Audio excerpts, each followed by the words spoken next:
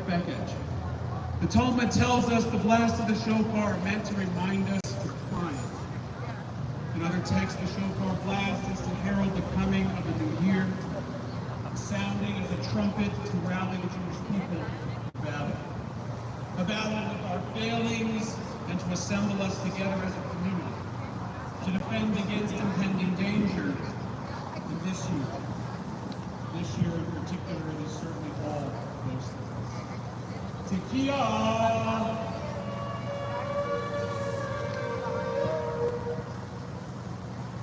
In the blast I hear the cry of families that have fallen, the murdered, the displaced, those held hostage. I hear the cry of our people against the double standards, the anti-Semitism, the moral equivalency, warning, the violence and the threats of violence that are allowed to increase in volume and intensity across Canada without effective response from many of our political leaders and our institutional leaders.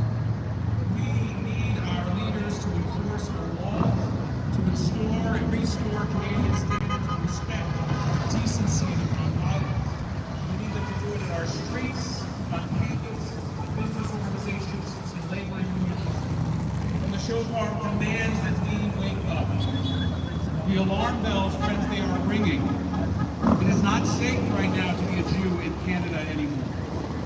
And if that doesn't wake up our political and institutional leaders, then they need to remember what has always been true. What starts with the Jews never ends with us. If we allow anti-Semitism and the threats of violence against Jews to continue in Canada, others will be next. We are so often the canary in the coal mine shaft, and the alarm bells are ringing. The shofar blasts, and in it I hear the cry of our people who are pained and battered by the loss of innocent lives in Gaza. We are Jews, and our mission demands and demands that we care about every single human life.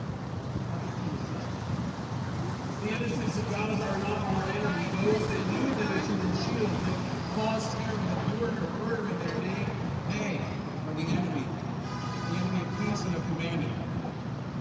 And the soul-crushing moral pain that we feel as Israel fights for its very survival against a terrorist organization that hides beneath its own citizens as they continue to murder Israelis.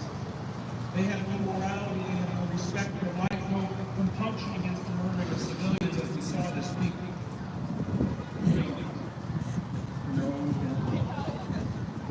We did not want this war. It could end today. It could end today if they laid down their arms to return the hostages. The human beings that they hold as ransom are an indictment of their own barbarity. And the shofar cries out and it says, release them now. Bring them home now. This war is still going on. People are still being killed and wounded because of them. Because they don't care about human life, and we do. Sharim Shua.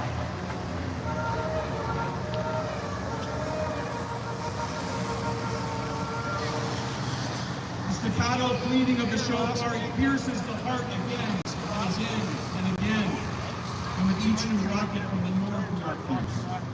Unceasingly, they go on and on without end, as though they will never run out of missiles, as though the Baal Tekiah, the one who blows the shofar, will never run out of breath. It is inhumane. It is exhausting. And yet, on Israel, by the people of Israel, the Jewish people around the world, we live, we are here. We worked and waited 2,000 years to return to our homeland. Countless regimes and colonialists have tried to kick us out. The Assyrians, the Babylonians, the Persians, the Romans, the Mamelukes, the Ottomans, the British, the list goes on, and we are still there. The greatest story of indigenous return in history. We are not going anywhere. We are not leaving. Einwanu Eretz Acheret B'Kavno, of a land we never have.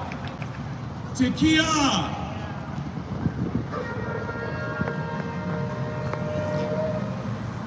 And in the shofar, I hear a rallying call. Jews and allies, it says, come together, just like we have this afternoon. Thank you to our Iranian friends.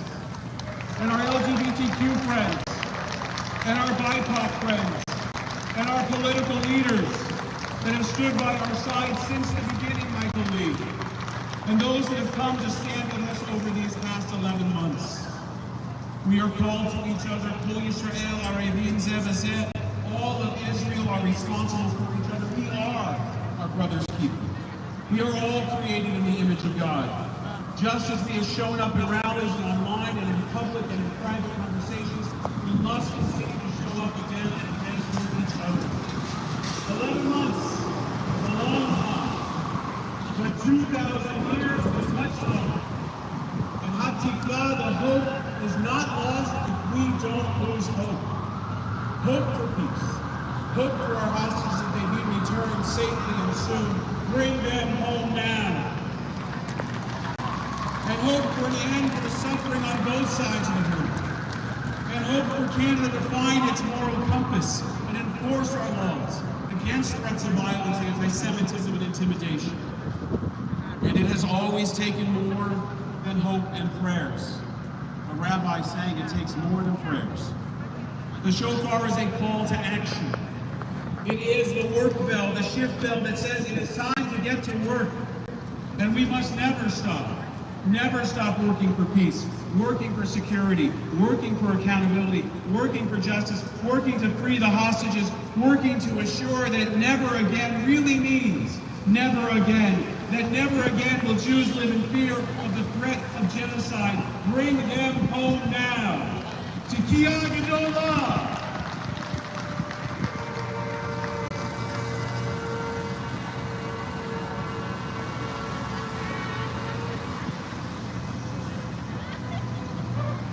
Wake up!